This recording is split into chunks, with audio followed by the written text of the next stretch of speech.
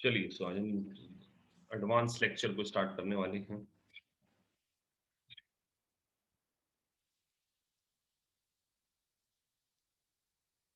तो पिछले लेक्चर में हमने अक्रूवल बेसिस ऑफ अकाउंटिंग को कैश में कन्वर्ट करने के लिए कुछ बैलेंस शीट डेट के एडजस्टमेंट को अंडरस्टैंड किया था।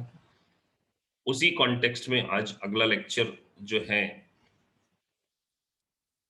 वो हम डिस्कस करने वाले हैं accrued expenses and prepaid expenses के रिस्पेक्ट में कि सर इनका ट्रीटमेंट क्या होगा, थोड़ा सा एडिशनल पार्ट को इसमें हम डिस्कस करने वाले हैं। तो अक्रूड और प्रीपेड, तो अक्रूड के बारे में बात करें तो अक्रूड हमारे लिए क्या है, एक प्रकार की लायबिलिटी है, और प्रीपेड हमारे लिए क्या है, एसेट है। तो प्रीपेड को यूएस गैप में एक और नया वर्ड दिया गया है जिसका नाम है अनएक्सपायर्ड एक्सपेंसेस।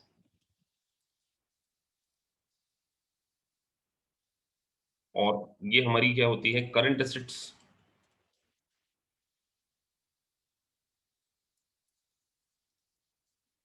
तो करंट एसेट्स, तो अक्रूड लायबिलिटी और प्रीपेड अनएक्सपायर्ड के बारे में हम बात करें।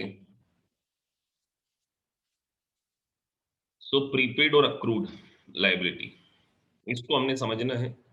तो पहले हम जरा करंट एसेट्स के कॉन्टेक्स्ट में समझते हैं, अनएक्सपायर्ड और एक्सपायर्ड एक्सपेंसेस के बीच में डिफरेंस समझते हैं। देखिए, एक्सपायर्ड का मतलब हुआ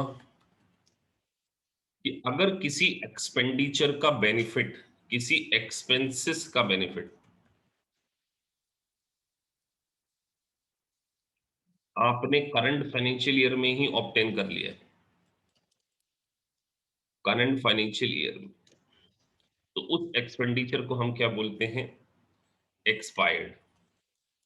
और अनएक्सपायर्ड मींस जिस एक्सपेंसेस का बेनिफिट फ्यूचर, आपको फ्यूचर में मिलने वाला हो, उसको क्या बोलते हैं हम, अनएक्सपायर्ड। मतलब आज उसका बेनिफिट ऑब्टेन नहीं किया आपने, आने वाले समय के लिए आपको उसका बेनिफिट मिलने वाला है, दिस इज कॉल्ड अनएक्सपायर्ड। तो सर एग्जांपल के थ्रू समझते हैं। मान के चलिए आपने कोई प्रॉपर्टी रेंट पे ली हुई है, एक आपने प्रॉपर्टी को किराए पे ले लिया है,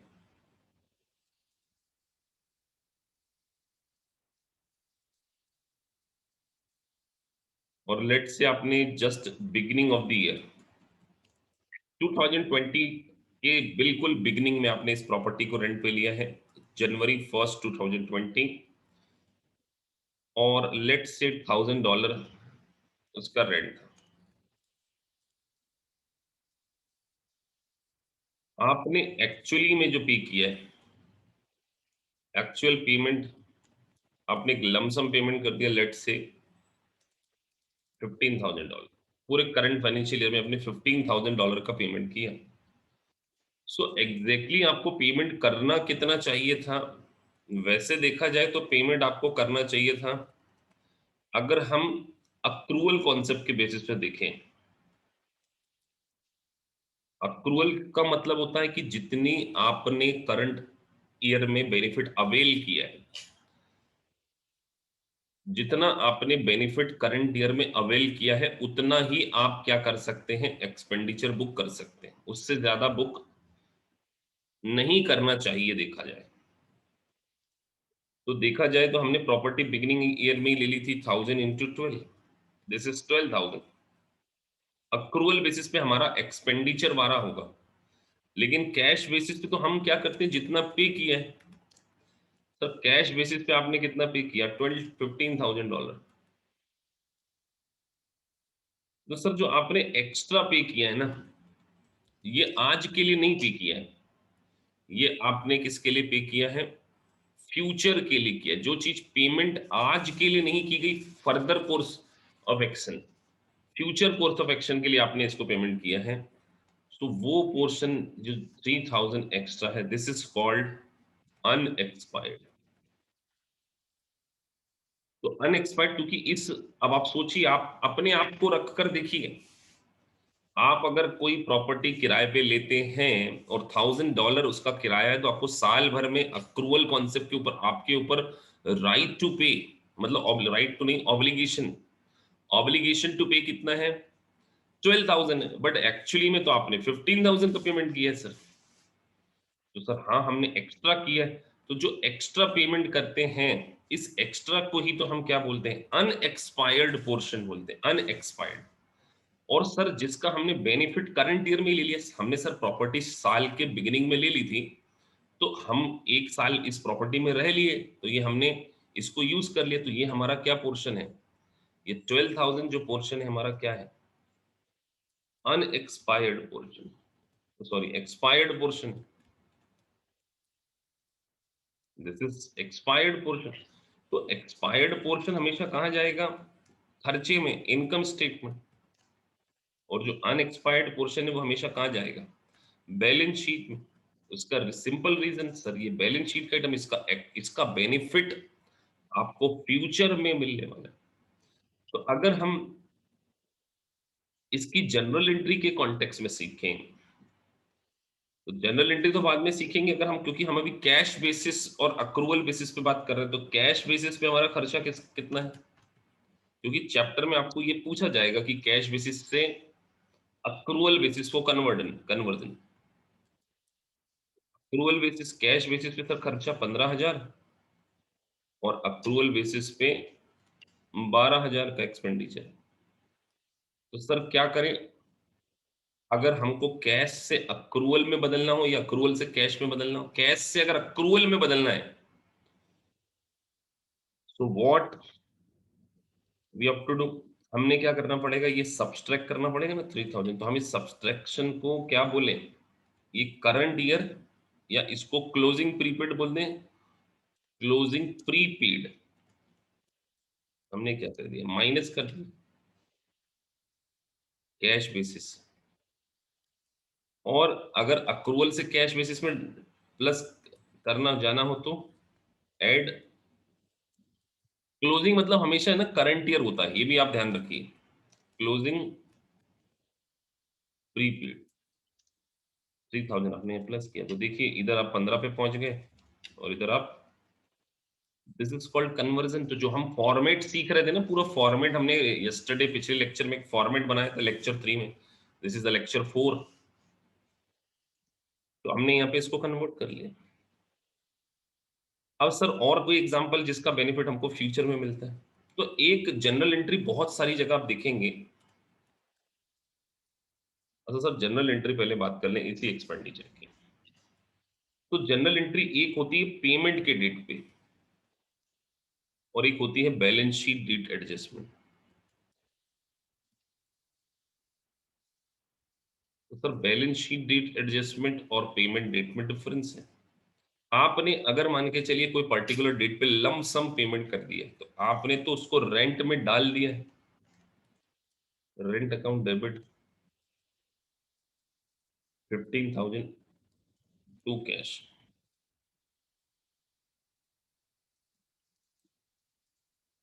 लेकिन बैलेंस शीट डेट, ये हमारी बैलेंस शीट डेट है ना,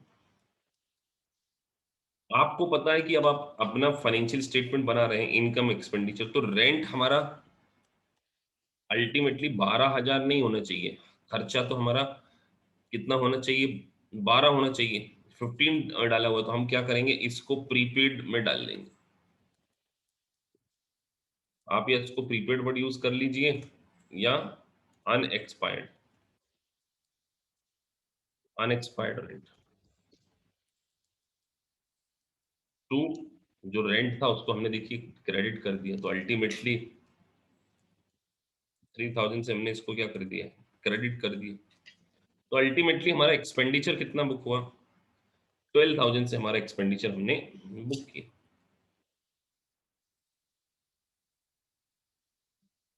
अब हम दूसरा एग्जाम्पल समझें, और भी क्या ऐसे एग्जाम्पल हो सकते हैं जो कि हम समझने जा रहे हैं। Expired versus unexpired. अब आप जब देखिए स्टॉक को खरीद के लेकर आते हैं, गुड्स को, गुड्स आप रॉ मटेरियल लेकर आए, गुड्स फिनिश गुड्स हो सकता है, रॉ मटेरियल।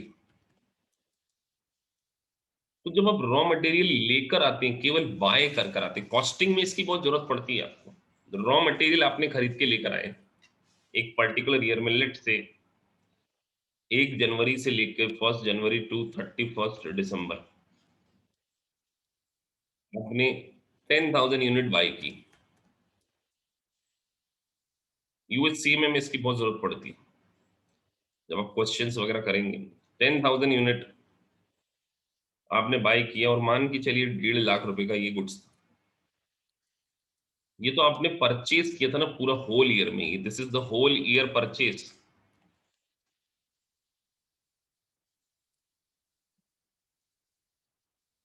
अब इस परचेज को जो आपने किया, इस परचेज में से लेट से हमने 7,500 यूनिट सोल्ड आउट कर दी।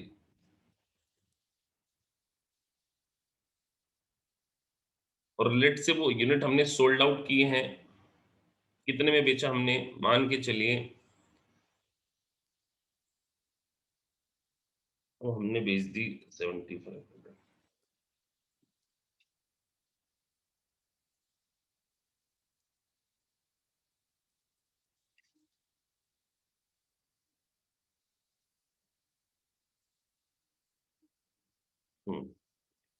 हमने इसको लेट से 7,500 इंटू 16, ये हमने 1,20,000 में इसको क्या कर दिया है, सोल्ड आउट कर दिया। हमने खरीदा सर 1.5 लाख का था, लेकिन जब ये माल बेचा तो 1,20,000 की सेल कर। अब कई बच्चे क्या करते हैं कि सर ये 1,20,000 में बेच दिया। अब हम थोड़ा सा ना बहुत टेक्निकल पार्ट पे आ रहे हैं यहाँ पर। तो हमें पता है कि ये 1,50,000 की जब खरीद के लेकर आए थे, तो इसका ये मतलब थोड़ी हमने यूज कर लिया, ये तो हमारे पास स्टॉक में पड़ा होगा, लेकिन अब इसमें से हमने 1,20,000 का गुड्स बेच दिया। इस 10,000 में से 7,500 सोल्ड आउट कर दी, तो इसका मतलब बैलेंस कितना है हमारे पास, 2,500 यूनिट।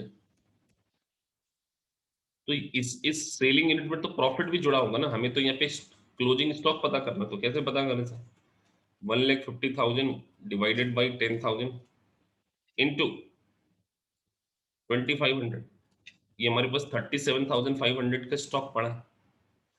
इसका मतलब ये हमारे पास क्लोजिंग स्टॉक पड़ा हुआ है। ध्यान से समझना, इसकी बहुत बार जरूरत पड़ेगी आपको, टेक्निकल क्वेश्चंस में ये सारी चीजें आती हैं। तो हमने 2,500 यूनिट्स हमारे पास पड़ी हुई है, बैलेंस पड़ी हुई है सर। 10,000 यूनिट हमने परचेस की थी, तो हमने 7,500 यूनिट को जो बेचा है, ये जो 7,500, इसका सीओजीएस कितना होगा, कॉस्ट ऑफ गुड्स। तो सर हमने 1.5 लाख डिवाइडेड बाई 10,000 इंटू 7,500, 1,12,500 हमारा सीओजीएस है, कॉस्ट ऑफ गुड्स सोल्ड। ये तो हमारी सेल्स थी, इसमें प्रॉफिट जुड़ा होता है ना। तो जो सीओजीएस है मतलब वो हम बेच चुके हैं, हमारे पास नहीं है। तो अल्टीमेटली वो हमारा क्या है, एक्सपायर्ड एक्सपेंडिचर है। तो हमेशा ध्यान रखिए, जो क्लोजिंग स्टॉक होगा, क्लोजिंग स्टॉक, वो तो अनएक्सपायर्ड एक्सपेंडिचर है ना, अनएक्सपायर्ड पोर्शन। अभी फ्यूचर में इसको बेचेंगे, जिसका बेनिफिट हम फ्यूचर में लेंगे। मैंने क्या बोला, अनएक्सपायर्ड पोर्शन जिसका बेनिफिट आप फ्यूचर में लेते हो, तो अनएक्सपायर्ड है। और जो सीओजीएस जिसका बेनिफिट आप ले चुके, तो वो क्या है, एक्सपायर्ड। तो सर अनएक्सपायर्ड पोर्शन हमारा, हमारे पास कितना बचा हुआ, 37,500, और एक्सपायर्ड पोर्शन कितना हो गया हमारा, जनरल एंट्री कई बार तो सीओजीएस इनकम स्टेटमेंट में डेबिट होता है। तो सबसे पहले तो आपने गुड्स को बाय किया होगा तो आपने क्या करा होगा? परचेस या स्टॉक, दो में से कोई एक चीज डेबिट कर दी होगी। सर कब स्टॉक करते हैं और कब परचेज करते हैं, जब हम इन्वेंटरी सेक्शन पढ़ेंगे परपेचुअल, और अब वहां ये सीखेंगे। लेकिन अभी हमें सिर्फ एक जनरल एंट्री का थोड़ा सा फ्लेवर समझना है बस। Purchase account debit, stock account debit.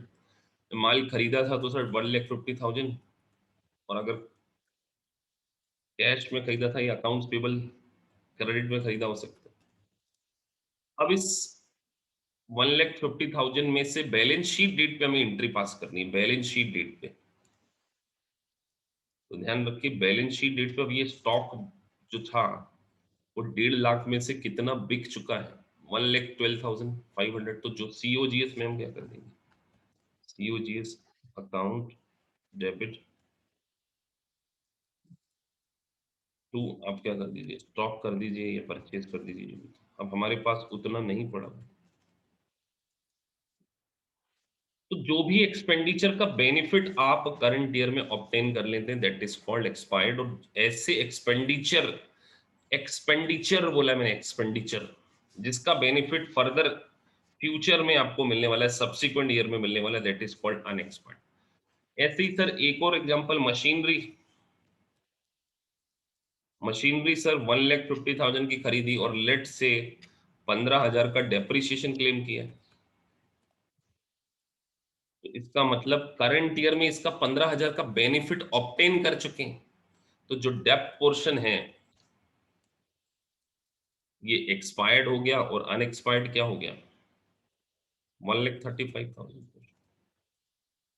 तो जो एसेट का पोर्शन है दैट इज कॉल्ड अनएक्सपायर्ड। तो इन टर्मिनोलॉजीज की आपको जरूरत पड़ेगी, और जब हम मेन करिकुलम पढ़ रहे होंगे तब उतना डिटेल में इन एंट्रीज को एक्सप्लेनेशन नहीं दिया जाएगा, क्योंकि ऐसा मान के चलेंगे कि आपने पढ़ लिया है। वो तो वैसे ही मान के चलते हैं बुक्स वाले की पहले ही पढ़ लिया, लेकिन फिर भी हम यहाँ क्लेरिफिकेशन दे देते हैं। तो इस तरीके से आपको एक्सपायर्ड और अनएक्सपायर्ड का ट्रीटमेंट, और हमने how to convert in case of prepaid expenses cash basis to accrual basis, और accrual basis to cash basis को हमने समझा। वेरी सिंपल है, कोई बहुत ज्यादा डिफिकल्ट नहीं, और ये मालूम होना चाहिए। अब हम एक और कॉन्सेप्ट डिस्कस करने वाले हैं जिसको हमने बात करी, अक्रूड एक्सपेंसेस। अक्रूड एक्सपेंसेस को दूसरा इंडियन कॉन्टेक्स्ट में एक और नाम है आउटस्टैंडिंग। ये वर्ड आपको यहां नहीं देखने को मिलेगा, यूएस गैप में देखने को नहीं मिलेगा आउटस्टैंडिंग एक्सपेंस, लेकिन for understanding point of view तो इट इज योर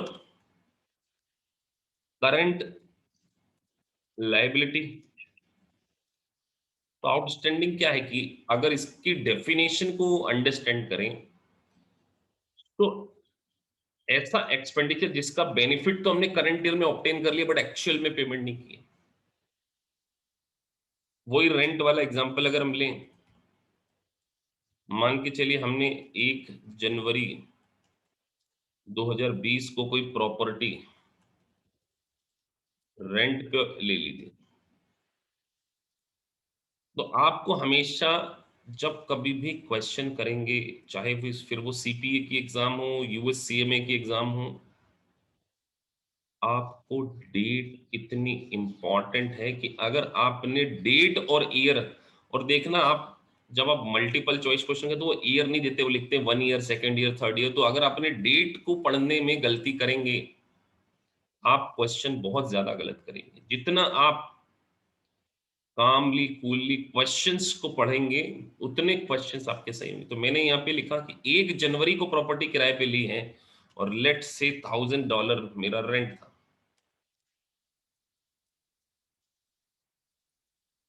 तो $1,000 हमारा रेंट है, और हमने अगर एक्चुअल पेमेंट, ये $1,000 पर मंथ है ना, और होल ईयर का लेट से हमने 8,000 ये ईयर का है, पूरा पेमेंट किया है। तो कैश बेसिस पे तो एक्सपेंडिचर कितना जाएगा सर, कैश बेसिस पे 8,000। सर अक्रूवल बेसिस पे कितना जाएगा, अक्रूवल बेसिस पे, सर अक्रूवल बेसिस पे तो हमारे ऊपर लाइबिलिटी 1000 रुपीज की थी जब हमने प्रॉपर्टी किराए साल भर ले ली, तो हमको 12 महीने के हिसाब से पेमेंट हमें 12,000 करना चाहिए।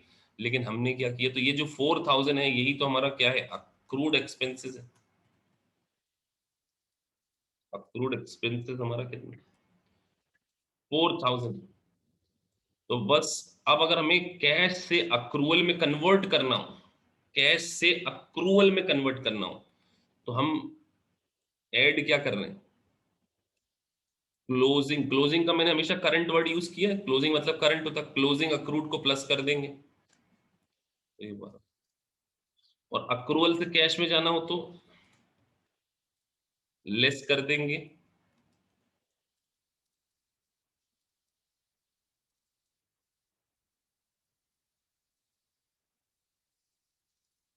तो हम किस पे पहुंच गए, 8,000 पे। तो देखिए इस तरीके से हम कन्वर्ट करते। अब ये तो करंट ईयर का है, ये तो ईयर हमने ले लिया 2020 का। अब मान के चलिए 2000 ईयर 2021 में आ गए।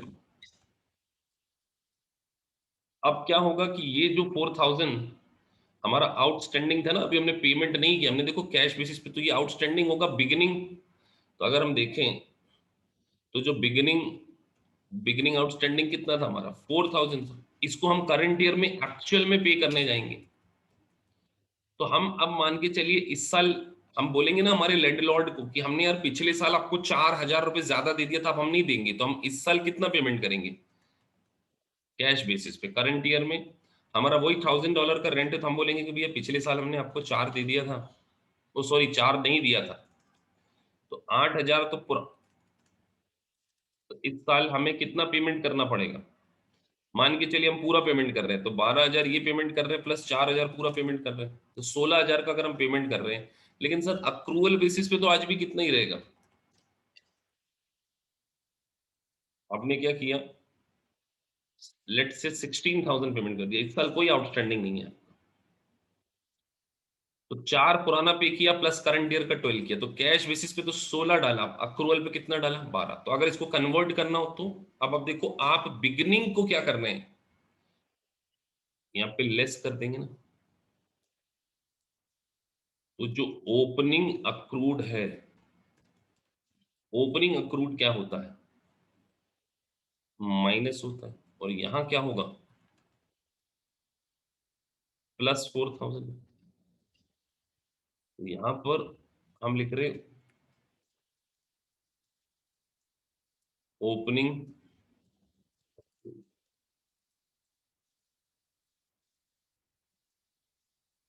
तो ये हो गया हमारा कितना, 16, और यहाँ तो देखिए हम कैश बेसिस से अक्रूवल बेसिस पे कन्वर्ट कर लिया हमने।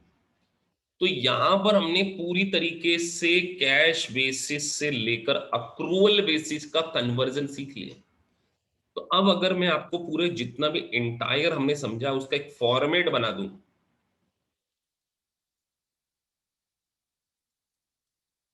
Conversion of cash basis to accrual basis, तो सर क्या बोल रहे हो आप, cash basis to accrual basis. हमने ये नहीं लिखा कि, अब आप देखो टू और फ्रॉम भी छोटी छोटी बातें आपको पता होनी चाहिए। तो अगर मैं यहाँ पे बोल रहा हूं conversion of cash basis to accrual basis, तो अक्रूवल बेसिस वाले जो खर्चे आते हैं, जो एक्सपेंडिचर आता है, वो इनकम स्टेटमेंट में आता है। मतलब हमें उस अमाउंट के ऊपर पहुंचना है जो इनकम स्टेटमेंट में हमने डेबिट करना है। तो conversion of cash basis to accrual basis के बारे में बात हो रही है। तो सर कैश बेसिस कहाँ पे मिलेगा हमें, हमारी कैश बुक में मिलेगा ना, ना कि इनकम स्टेटमेंट में।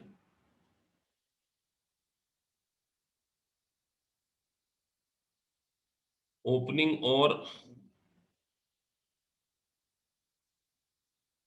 ओपनिंग एंड क्लोजिंग टर्मिनोलॉजी में कंफ्यूजन है, हाँ अभी इसको हम जस्ट आपको क्लेरिफाई करते हैं। बिल्कुल ओपनिंग और क्लोजिंग वर्ड में हम अभी आपको क्लेरिफिकेशन दे देंगे कि क्या होता है, 2 मिनट पहले इस फॉर्मेट को समझा दें।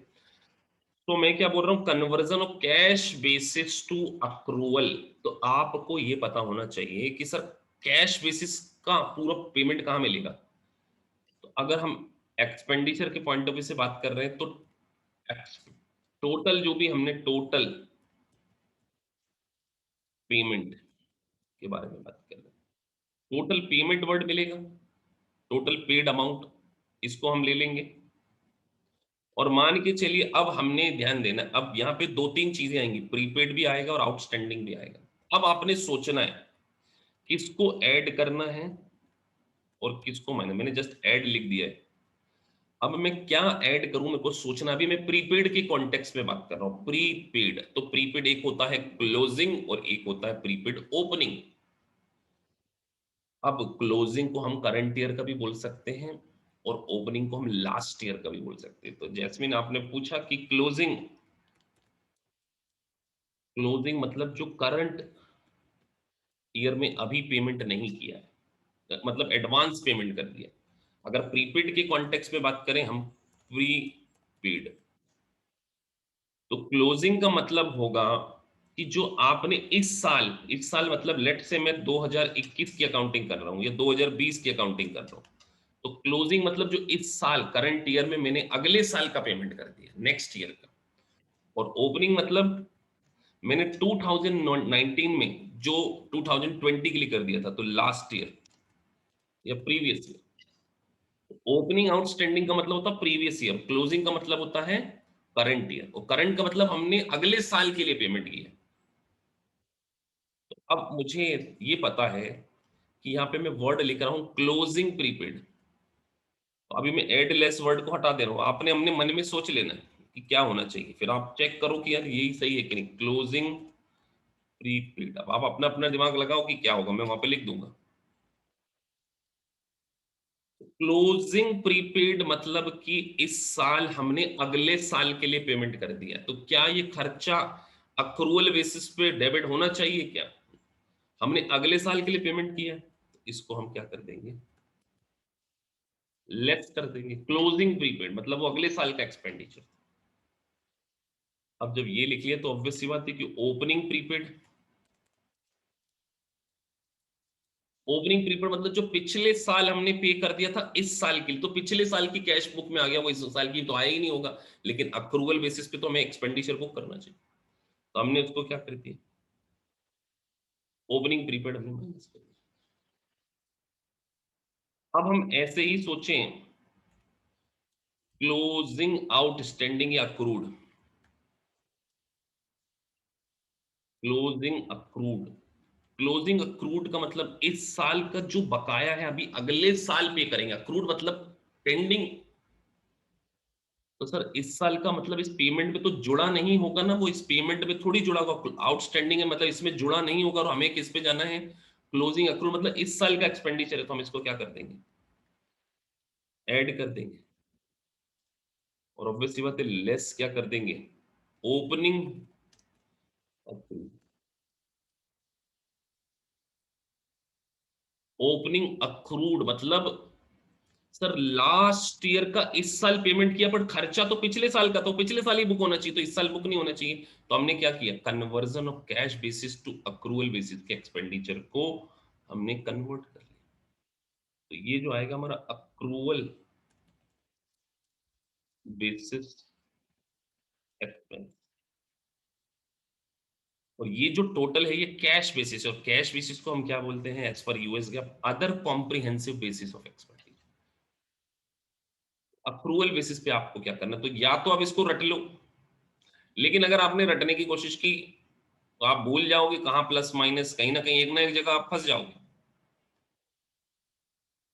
ये तो एक्सपेंडिचर वाला, पिछले लेक्चर में मैंने आपको इनकम से रिलेटेड बताया था, अर्नड इन अनअर्नड इनकम और अक्रूड इनकम के बारे में बताया था। आज मैंने आपको एक्सपेंसेस में प्रीपेड और आउटस्टैंडिंग के बारे में बताया। तो इस तरीके से आपको कन्वर्जन करना होगा।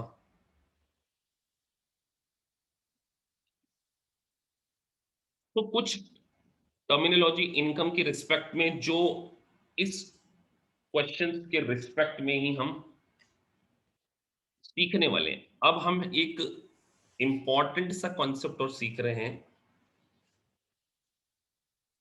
सेल्स और परचेज का इम्पैक्ट। देखिए सेल और परचेज के अगर बारे में बात करें, ये बहुत नॉर्मल सी बात है, लेकिन है ना, जब एक चैप्टर आप करने जाएंगे तो थोड़े सी आपको कॉम्प्लिकेशन आते हैं। सेल्स जनरली जो क्रेडिट सेल्स होती है वो अकाउंट रिसीवेबल के कॉन्टेक्स्ट में मैं बात करने वाला हूँ, क्योंकि इसका भी रिलेवेंस होता है। तो देखिए जो क्रेडिट सेल्स होगी, क्रेडिट सेल, यहाँ पे हम लिख देते हैं क्रेडिट सेल्स, और एक आपको पेमेंट रिसीव होगा, तो क्रेडिट सेल्स तो अक्रूवल बेसिस पे इनकम है। तो पेमेंट मिले ना मिले, कस्टमर को माल बेच दिया, अक्रूवल बेसिस पे इनकम। जो पेमेंट रिसीव होता है वो क्या है, उससे कैश बेसिस की इनकम। और इसी तरीके से क्रेडिट परचेज जो है,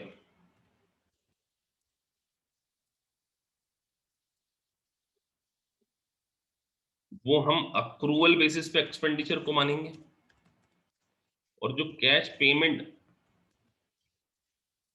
कैश पेड टू सप्लायर है, वो हमारा कैश बेसिस पे क्या है, कैश पेड टू सप्लायर, उसको हम कैश बेसिस पे एक्सपेंडिचर मानते हैं।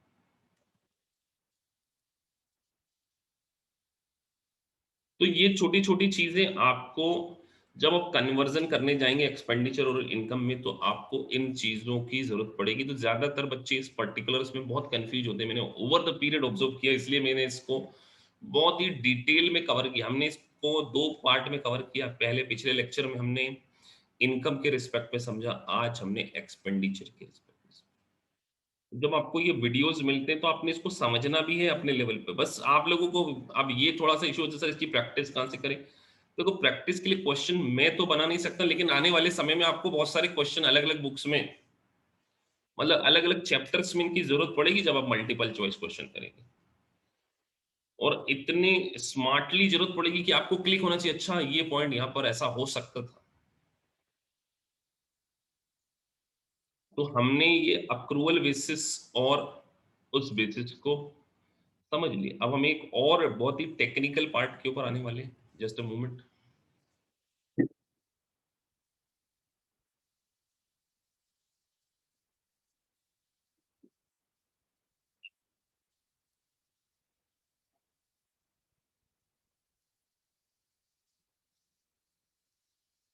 हमारा ये वाला जो सेगमेंट चल रहा है, ये इनकम स्टेटमेंट का चल रहा है। ये जो पूरा सेगमेंट हमने बात करी है कि इनकम स्टेटमेंट के कॉन्टेक्स्ट में हम बात कर रहे हैं। तो हमने आउटस्टैंडिंग, प्रीपेड, अक्रूड, ऑनर्ड, और उसके साथ साथ पुराने लेक्चर्स में जो जो पोर्शन थे वो हमने क्या क्या कवर कर लिए, कि सर फाइनेंशियल स्टेटमेंट किसको बोलते हैं। उसके साथ साथ हमने कुछ छोटी छोटी डेफिनेशंस को समझा, कि सर नेट इनकम किसको बोलते हैं, कॉम्प्रिहेंसिव इनकम किसको बोलते हैं। उसके साथ साथ मैंने आपको इक्विटी का कॉन्सेप्ट समझाया। उसके बाद मैंने आपको रिटेन अर्निंग का कॉन्सेप्ट समझाया। उसके बाद मैंने आपको ओसीआई के रिस्पेक्ट में हमने समझाया। फिर हमने सीखा कि sir changes in equity statement कैसे बनता है और उसका impact current total net assets में कैसे कैसे होता है। तो देखा जाए तो हमारा ये पहला segment, first segment of advance knowledge accounting जिसको हम बोलते हैं, एडवांस, ये खत्म होता है। मंडे आप लोगों का एक टेस्ट होगा जिसके बेसिस पे हमने पढ़ा है। और आप मानिए ये यूएससीएमए और सीपीए दोनों के लिए है। जितना आपने पढ़ा है उसके बेसिस पर आपसे 20 एमसीक्यू पूछेंगे। और मैंने एज यूजुअल बोला था कि ये क्लास कंपलसरी नहीं है, ऑप्शनल है। तो ऑप्शनल चीजों का बेनिफिट तभी मिलता है जब टेस्ट दिया जाता है। तो अगले सेगमेंट में उन्हीं स्टूडेंट को अलाउ किया जाएगा जो इस टेस्ट को देंगे। एटलीस्ट 20 एमसीक्यू का टेस्ट आपको मंडे मिलेगा, और वो लाइव देना पड़ेगा आपको आके, इसी बजे इसी टाइम पे 8 to 9। ये पहला मॉड्यूल हमने कंप्लीट करा। पहले मैं ये तो समझूं कि बिल्कुल बेसिक लेवल पर आप आ गए कि नहीं। तो आज है थर्सडे, कल से हमारा दूसरा सेगमेंट शुरू होगा, मतलब इसी शुरू होगा, अभी तो टाइम बचा है बहुत। आपका 20 मार्क्स का मल्टीपल चॉइस क्वेश्चन जो हमने बिल्कुल बेसिक लेवल की बातें करी हैं, ये जो कन्वर्जन, आउटस्टैंडिंग, प्रीपेड, तो आपको प्रैक्टिस भी पता चल जाएगी। तो वो टेस्ट आपका किस तरीके से होगा, आपको एक प्री डिटरमाइंड पीडीएफ आ जाएगी, उसके अंदर 4 आपके ऑप्शन होंगे, आपको चारों ऑप्शन में से जो भी आपको सही लगता है उस पे पेन से टिक कर देना, ये डॉट बना देना और उसकी स्कैन करके अपना जो ईमेल आईडी है ना, support@akpisprofessional.com,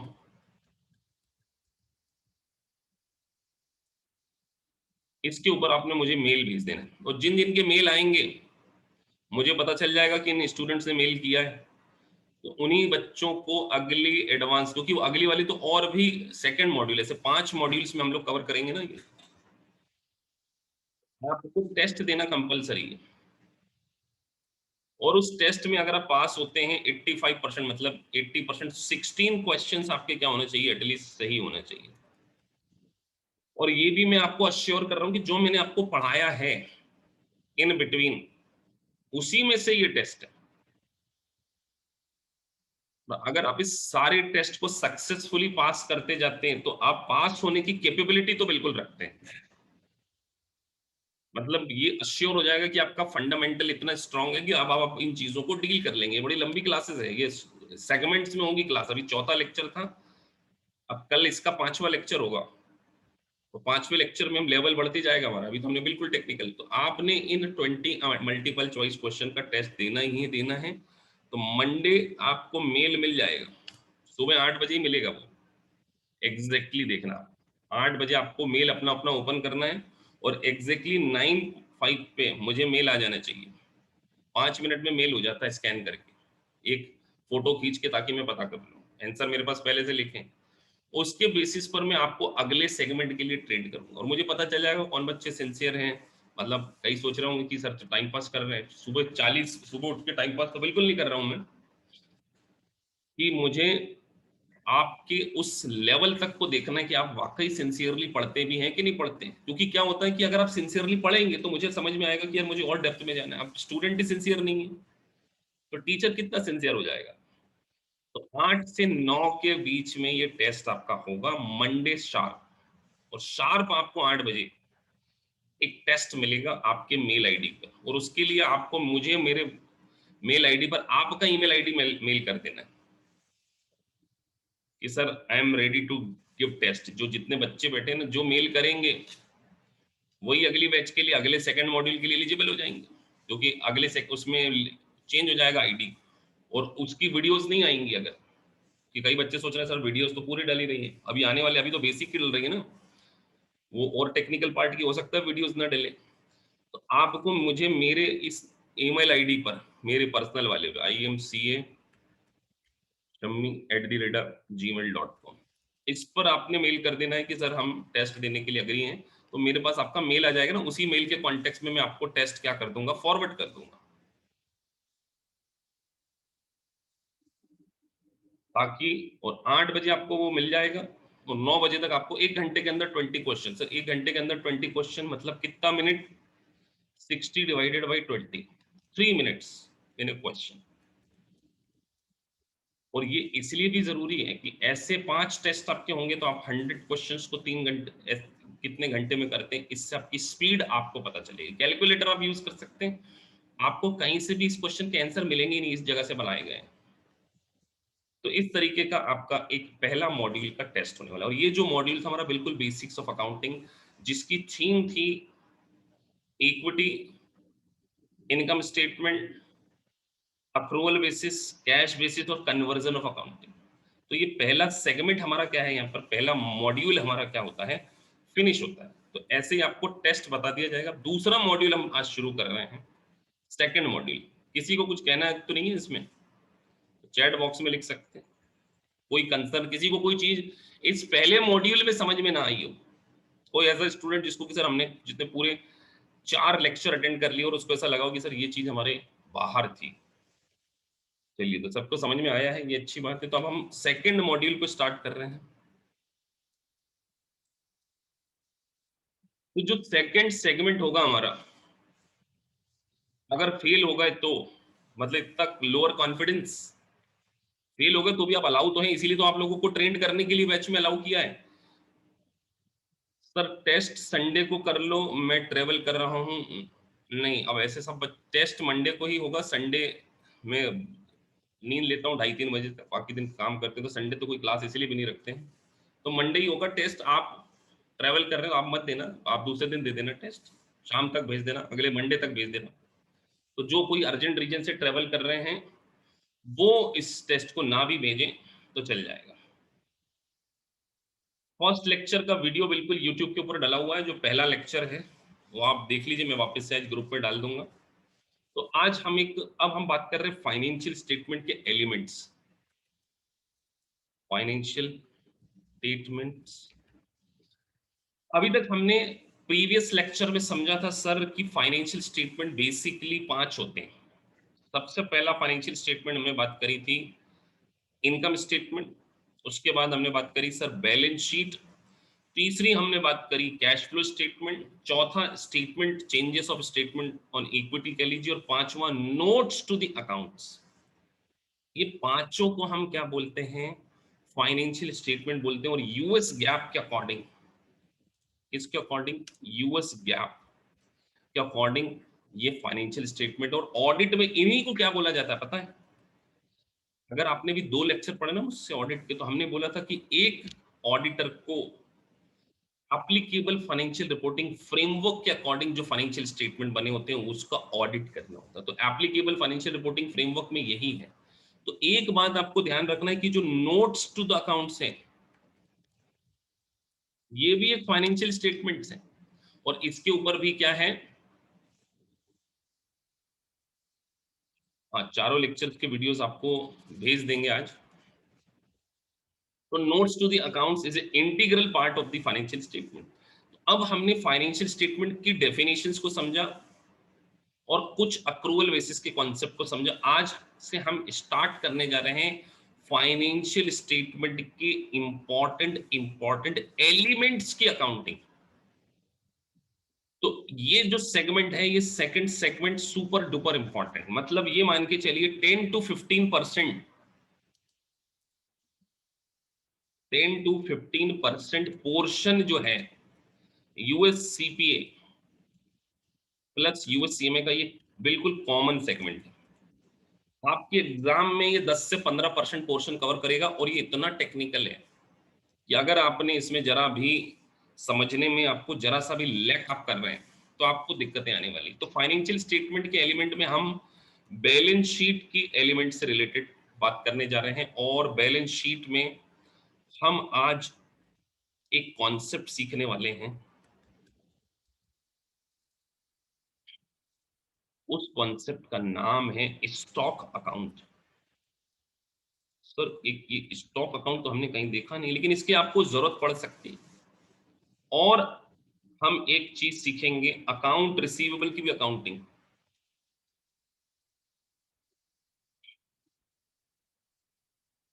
और जिसमें सबसे इंपॉर्टेंट टॉपिक होगा आपके लिए आने वाले समय के लिए allowances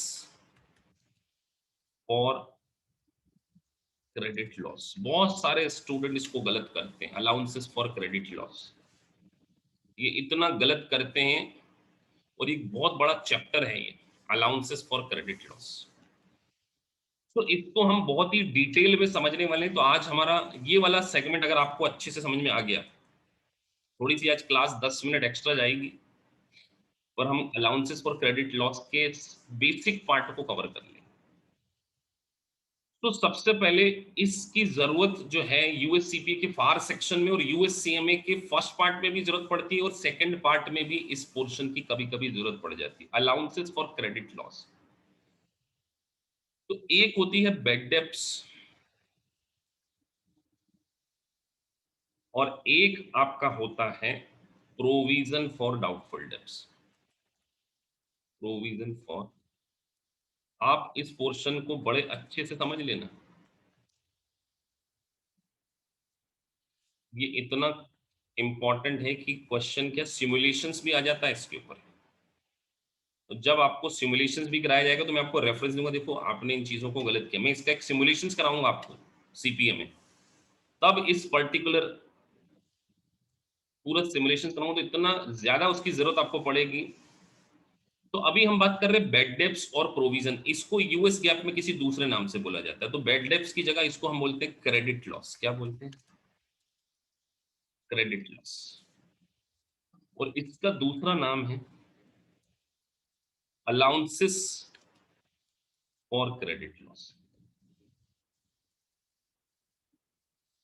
allowances for credit loss और क्रेडिट लॉस, दो terminology, different terminology. Credit loss और बेड डेप्स है एक ही चीज, लेकिन अगर हम देखें तो ये मेरा एक्चुअल लॉस है। जब कोई मेरा अकाउंट रिसीवेबल डिफॉल्ट कर जाए, डेटर्स मेरा डिफॉल्ट कर जाता है, जो पैसा देने से मना कर देता है, तो उसको हम बोलते हैं एक्चुअल लॉस। और ये जो है मैं एक्सपेक्ट कर रहा हूं, एस्टिमेटेड, कि मेरा फंड जो है पैसा आने वाले समय में डूब सकता है, this is called estimated loss.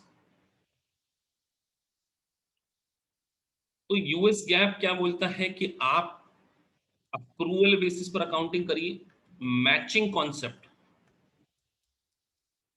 Matching concept का मतलब होता है उस पीरियड के खर्चों को उस पीरियड की इनकम से क्या करिए, मैच कीजिए।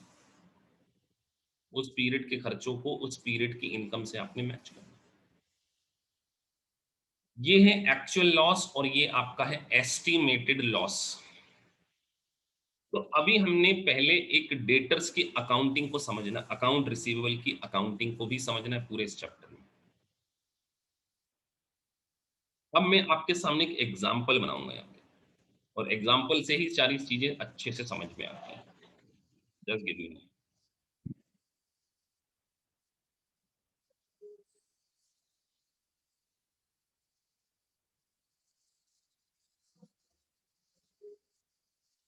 तो हम बात कर रहे हैं यहाँ पर एग्जाम्पल की, और मेरा एग्जाम्पल है 2020 का।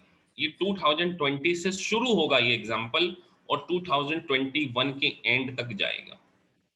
मान के चलिए एक कंपनी, और इसमें हम स्टॉक को भी मिक्स करेंगे, देखना आने वाला, ये बड़ा बहुत लंबे लेवल का एग्जाम्पल होगा। हमने यहाँ पे क्रेडिट सेल्स करी, मान के चलिए करंट ईयर में। ठीक है सर, हमने गुड्स खरीदा और उसको क्रेडिट पे बेच दिया 5 लाख रुपीज। अब ये जो क्रेडिट सेल्स करी किसी एक पर्सन को नहीं करी है, इसमें सारे कॉन्सेप्ट लेकर आना चाह रहा हूं। राम, मोहन और मान के चलिए सोहन, ये तीन मेरे कस्टमर थे और तीनों को मैंने उधारी में बेचा। इनको 50,000 का गुड्स बेचा, इनको 1.5 लाख का गुड्स बेचा, और इनको मैंने 3 लाख का बेचा। तो जब हम बैलेंस शीट बनाते हैं ना, बैलेंस शीट एक अलग कॉन्सेप्ट होता है, लेजर एक अलग कॉन्सेप्ट होता है। मैंने अपनी बुक्स में जब लेजर बनाए होंगे तो इनके इंडिविजुअल इंडिविजुअल अकाउंट ओपन किए होंगे। राम के अकाउंट्स में अलग एंट्री करी होगी, मोहन को अलग सेल करिए। तो ये तो मेरी टोटल क्रेडिट सेल्स है, और मेरे टोटल अकाउंट रिसीवेबल भी 5 लाख की। अब मैं अपना 2020 का डेटा क्लोज करना चाह रहा हूँ, 2020 का मैं अपना फाइनेंशियल स्टेटमेंट बना रहा हूँ, और मैं अपनी बुक्स को क्लोज करने जा रहा हूँ, और मुझे अभी इस साल सपोज दैट कोई पैसा नहीं मिला। जस्ट मैंने नया नया बिजनेस स्टार्ट किया था, 2020 के दिसंबर को ही मैंने ये सेल करी, और मैं अपनी बुक्स क्लोज कर रहा हूँ। अब मेरी बुक्स में 3 अकाउंट्स चल रहे हैं, सोहन, मोहन और राम। और मेरे को लगता है कि यार इन तीनों में से कोई ना कोई पर्सन मेरा फंड डुबो सकता है, और मैंने एस्टिमेट किया 5%। एस्टिमेटेड लॉस, ये एक्चुअल नहीं है। ये एक्चुअल नहीं, अभी मुझे तो पता ही नहीं कि राम ने डुबोना है, मोहन ने डुबोना है या सोने, लेकिन मुझे लगता है कि यार इनमें से कोई एक पर्सन हो सकता है डिफॉल्ट कर दे, जिसके लिए मैं क्या कर रहा हूँ, एस्टिमेट। तो यूएस गैप एस्टिमेटेड लॉसेस को अक्रूवल बेसिस पे बोलता है कि 2020 में ही आप क्या कर लो, रिकॉर्ड कर लो। 2020 में ही इस 5% एस्टिमेटेड लॉस को आपने बुक कर लेना चाहिए। सर हमने क्रेडिट सेल्स करी है 5 लाख की, 5% एस्टिमेटेड लॉस हम बुक करेंगे। ठीक है। तो जर्नल एंट्री के पॉइंट ऑफ व्यू से देखिए, जर्नल एंट्री, क्योंकि सिमुलेशंस करेंगे तो जनरल एंट्री और केस स्टडीज में जनरल एंट्री पूछी जाती है। तो क्रेडिट सेल्स हुई थी सर, ये 5 लाख के ऊपर हमें एक प्रोविजन करना, इस एस्टिमेटेड लॉस को हम क्या बोलते हैं? ये हमारा अलाउंसेस फॉर क्रेडिट लॉस है।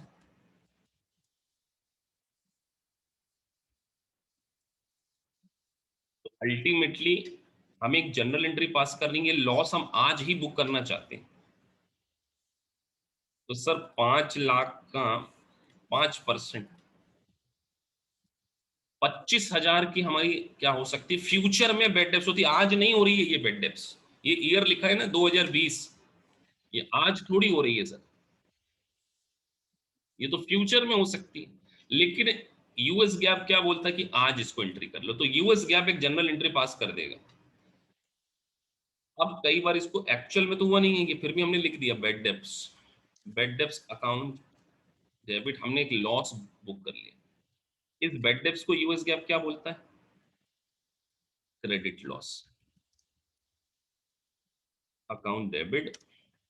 और क्योंकि ये फ्यूचर में होने वाला है, तो क्या अभी मैं सीधे अकाउंट का बैलेंस कम कर दूं इनका? किसी का नहीं कर सकता ना, इनके अकाउंट तो इनके अकाउंट ही, लेजर में जाके थोड़ी कम कर रहा हूं मैं, तो एक सेपरेट अकाउंट ही ओपन कर रहा हूं जिसका नाम मैंने क्या दिया?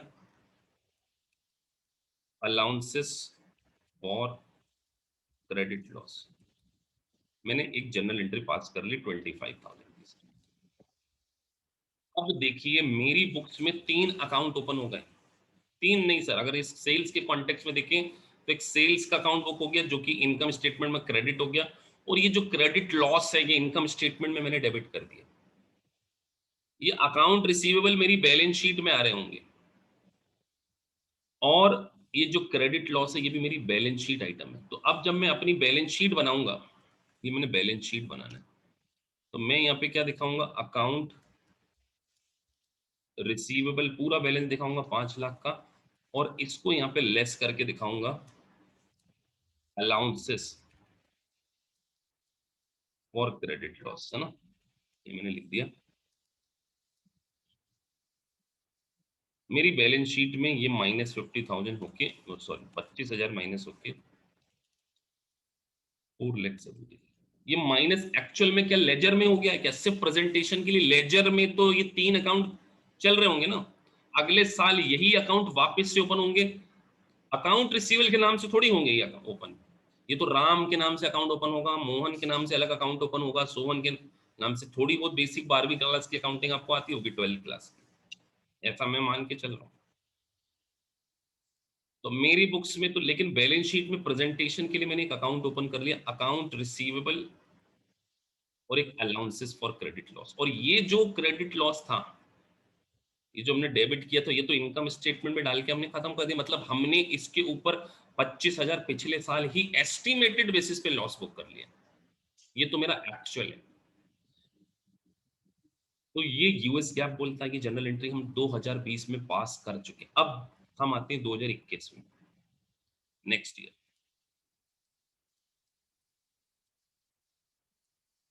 2021 के बिगिनिंग में आ गए, तो आपको पूरी तरीके से क्रिस्टल क्लियर होना चाहिए कि हमारी बुक्स में 2 अकाउंट ओपन चल रहे होंगे। अगर मेन हेडिंग देखा जाए तो एक चल रहा होगा हमारी बुक्स में account receivable which is 5 lakh, और इसका बैलेंस चल रहा होगा डेबिट, ऑब्वियसली बात है। और एक अलाउंसेस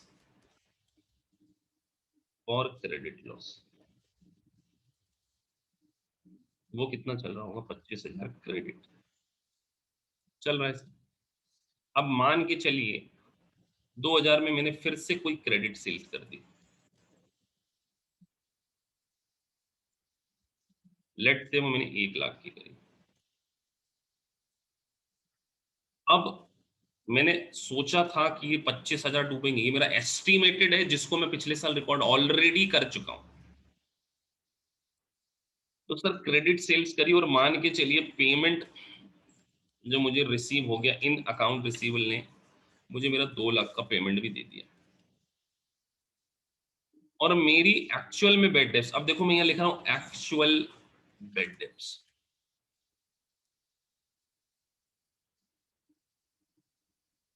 लेट से मेरी एक्चुअल बेड डेप्थ हो गई 40,000।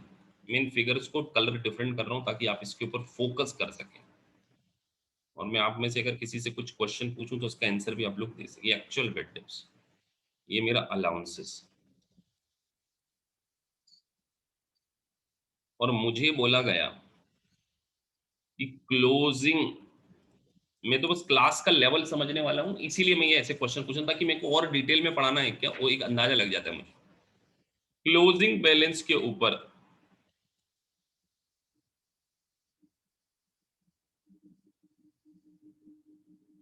मुझे 20% का अलाउंस बनाना है कि रिक्वायरमेंट। मैं आपसे दो क्वेश्चन पूछ रहा हूँ, मुझे ये क्रिएट करना है ना, या बैलेंस रखना है, इसको बैलेंस बनाना है। क्लोजिंग बैलेंस के ऊपर मुझे 20% अलाउंसेस की जरूरत है। मैं आपसे सिंपल पूछ रहा हूँ कि मेरा इनकम स्टेटमेंट में एक्सपेंडिचर कितना बुक करूंगा, बस मैंने आपसे एक ही क्वेश्चन पूछा है। आप अपने अपने आंसर चैट बॉक्स में दीजिए। पहले मैं समझू तो सही कि क्लास में बच्चों को कितना समझ में आ रहा है। इनकम एक्सपेंडिचर में कितना अमाउंट डेबिट करेंगे, चाहे फिर वो बेड डेप्थ से रिलेटेड हो, चाहे फिर वो अलाउंसेस और क्रेडिट लॉस से रिलेटेड हो। इस कॉन्टेक्स्ट में आप सोच सकते हैं कि नहीं, फिर मैं आपको समझाऊंगा। मैंने आप सभी को मौका दिया।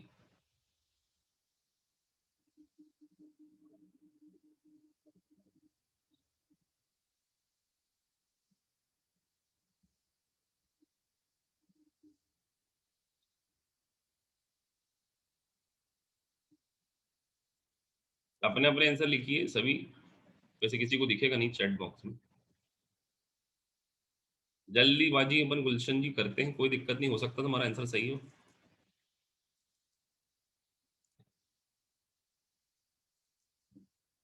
इतनी जल्दी तुमने दे दिया, इतनी जल्दी तो मैं भी नहीं दे पाता, सच बता रहा हूँ।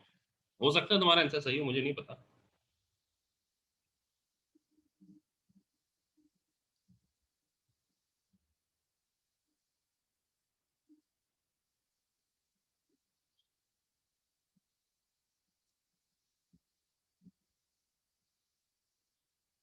2-3 आंसर आए हैं क्लास में, एक 17,000 आया है, एक 15,000 आया है, एक 55,000 आया है।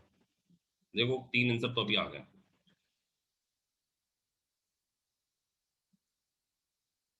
2 मिनट का टाइम होगा एग्जाम में भी आपके पास।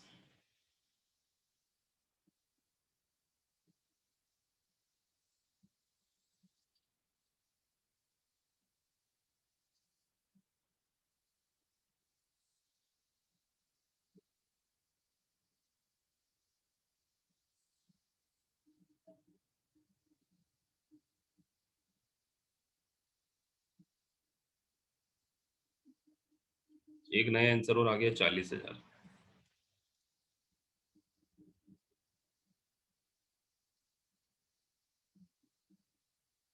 बाकी सब 30 बच्चे बैठे हैं, आंसर 3-4 ही आए हैं।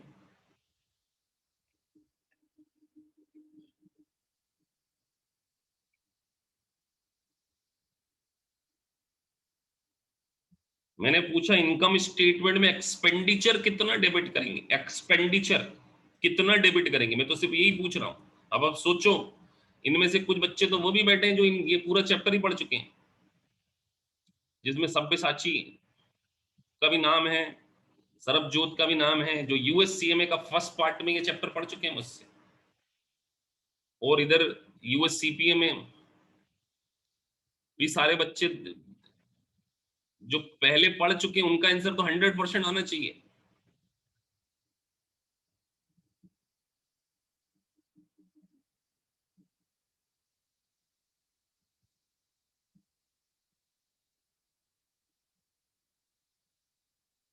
सत्यम अपना आंसर आना चाहिए, प्रीति अपने को भी आंसर सही देना चाहिए और कायदे से, अवतार सिंह जी अपने को भी देना चाहिए, इश तुम्हारा भी सही आना चाहिए, और किन किन का सही आना चाहिए वो जो मैं देखूं नाम, जो पढ़ चुके हैं चैप्टर।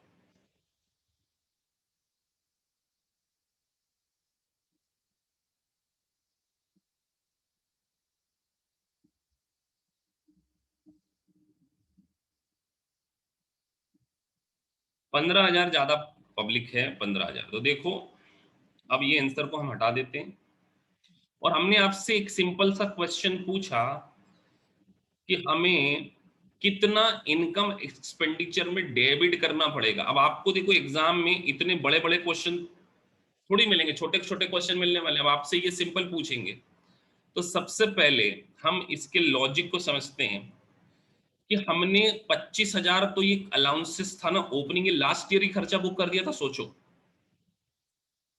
ये एक्सपेंडिचर हम पिछले साल बुक करके आ गए थे ना, ये इनकम स्टेटमेंट में डाल दिया था। अब हमारा एक्चुअल में बेड डेप्स कितना हो रहा है सर? 40,000 हो रहा है। इस 40 में से, इस 40 में से ऑलरेडी लास्ट ईयर कितना बुक कर चुके हैं देखो आप। लास्ट ईयर कितना बुक कर चुके हैं? 25। तो बैलेंस 15,000 तो पहले ये बुक करना पड़ेगा, ये करना पड़ेगा ना सर। और हमने बोला कि हमें करंट ईयर में 20% बनाना है, 20% बनाना है, 20%। हमने भी अकाउंट्स के बनाने की तो बात ही नहीं करी। 20% का हमें बनाना है, तो सबसे पहले हमें सही बैलेंस निकालना पड़ेगा अकाउंट रिसीवेबल का कि कितना होगा। तो देखो, अकाउंट रिसीवेबल शुरू में 5 लाख के थे, प्लस क्रेडिट सेल्स करी 1 लाख रुपए की, तो 6 लाख के तो मेरे अकाउंट रिसीवेबल का बैलेंस हो गया। ये 5 लाख की थी, 1 लाख ये हो गया, और उसमें से मुझे पेमेंट कितने का रिसीव हो गया? 2 लाख का। तो सर मेरे 4 लाख के तो अकाउंट रिसीवेबल है, और इस पे मुझे लगता है कि आने वाले समय में कितना पैसा डूब जाएगा? 20%। मतलब मेरा पेमेंट कितना डूबने वाला है फ्यूचर में? 80। तो अगले साल डूबने वाला है, तो हमने बोला ना एस्टिमेटेड बेसिस पे यूएस गैप खर्चा बुक कर लेता है। तो 80 डूबने वाला है। तो आप सोचो कि आपके पास ओपनिंग बैलेंस कितना पड़ा हुआ था लास्ट ईयर का, प्रोविजन 25, और आपको लगता है कि आने वाले समय में आपका टोटल कितना डूब जाएगा? क्लोजिंग बैलेंस आपको मेंटेन करना है किसका? 80,000। करंट ईयर में कितना डूब चुका है?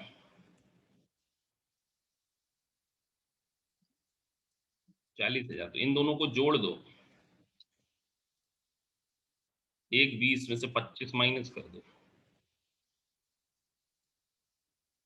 क्या कर दो? तो अल्टीमेटली खर्चा जो था 95, और किसी भी स्टूडेंट ने इस बात का आंसर नहीं दे पाया।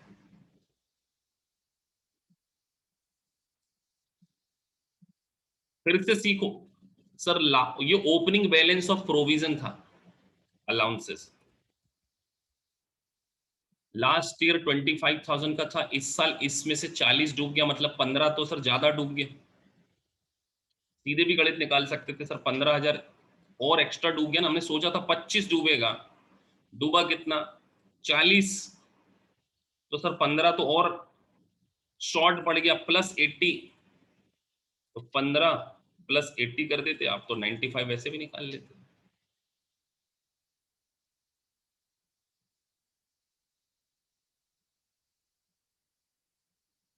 Sir current year bad debts would already have been accounted in this. नहीं, हमने क्या बोला कि बेड डेप्स कब, देखिए बेड डेप्स मैंने बोला हमें क्रिएट करना, आगे के लिए बनाना है। हाँ, ये लैंग्वेज में कई बार आपको एग्जाम में क्वेश्चन में प्रॉब्लम हो सकती है कि ये क्लोजिंग बैलेंस ऑफ 20%। तो क्लोजिंग बैलेंस तो क्लोजिंग अकाउंट रिसीवेबल के ऊपर बनाया जाता है, सिंपल है। मैंने क्या बोला? 20% ऑन द क्लोजिंग बैलेंस। तो देखिए आप सभी बच्चे इसमें साइलेंट हो गए। मतलब क्या इतना टेक्निकल था? हमने क्या, अभी तो मैं इसको डिटेल में समझाऊंगा अगले लेक्चर में, कल का लेक्चर पूरा डिटेल है। अभी तो मैं तो सिर्फ आप ये चेक कर रहा था कि आप लोगों को कितना पता है। मतलब क्लास में किसी को प्रोविजन फॉर डाउटफुल डेब्ट की अकाउंटिंग सही तरीके से तो नहीं आती है। हमने क्या करा, फिर से समझिए, देखो सिंपल तरीके से, 25,000 का पहले से पड़ा था, और इस साल एक्चुअल लॉस कितना हो गया? 40। तो हमने पिछले साल सोचा था कि सर 25,000 हमारा डूबेगा, जबकि डूबा कितना? 40। तो हमने, ज्यादा डूब गया मतलब 15 का तो ये लॉस हो गया, प्लस 80 आने वाले समय में डूबने वाला है, तो उसका हमने एस्टिमेट वाला तो 95। 30 सेकंड में आंसर आना चाहिए था इसका। लेकिन कोई बच्चा 55, कोई 40, कोई 17, पता नहीं 17 किसका आया था, वो मैंने, हो सकता है मैंने चश्मा नहीं पहने, मेरे को गलत दिख गया हो। तो दिस इज द वे आपको करना पड़ेगा। तो ये अभी शुरुआत है इसकी, ये समझाया नहीं गया है, ये तो सिर्फ नॉलेज चेक किया गया था कि आपको क्या आता है। अब मुझे समझ में आ गया कि मुझे और भी डिटेल इस पर्टिकुलर सेगमेंट में जाना पड़ेगा, तो फिर मैं इसको कल ही लूंगा, क्योंकि सारे बच्चों ने इसको गलत किया। मतलब आपको यहाँ से ये नॉलेज हो जाना चाहिए कि अगर आप यूएस सीपीए सच में बनना चाहते हैं, तो अभी तो हमारी चौथी क्लास थी, ये फोर्थ एडवांस लेवल, अभी तो फार शुरू भी नहीं किया। फार हमारा अगले वीक से स्टार्ट कर देंगे हम लोग। अगले वीक से ऐसे स्टार्ट करेंगे कि कुछ दिन एडवांस लेवल के लेक्चर होंगे और कुछ दिन हमारे मेन सिलेबस स्टार्ट हो जाएगा, ताकि एडवांस लेक्चर के साथ साथ उस मेन सिलेबस को हम लोग स्टार्ट कर दें। उसका भी टाइम टेबल आपको ग्रुप पे आ जाएगा टेलीग्राम चैनल पे। तो कल हमारा एडवांस लेक्चर का जो लेक्चर होगा वो स्पेसिफिकली अकाउंट रिसीवल की पूरी अकाउंटिंग को, अभी हमने कोई अकाउंटिंग नहीं सीखी, तो हम आपको इसके बारे में पूरा बताएंगे। तो कल हम मिलते हैं सेम टाइम पे, सेम लिंक आईडी, जिसको आप इस लेक्चर को आप जरूर अटेंड करें, क्योंकि कल के लेक्चर में मैं अकाउंट रिसीवल के साथ साथ एक स्टॉक अकाउंट बना के स्क्वीज का कॉन्सेप्ट भी आपको समझाने वाला हूं। चलिए कल मिलते हैं।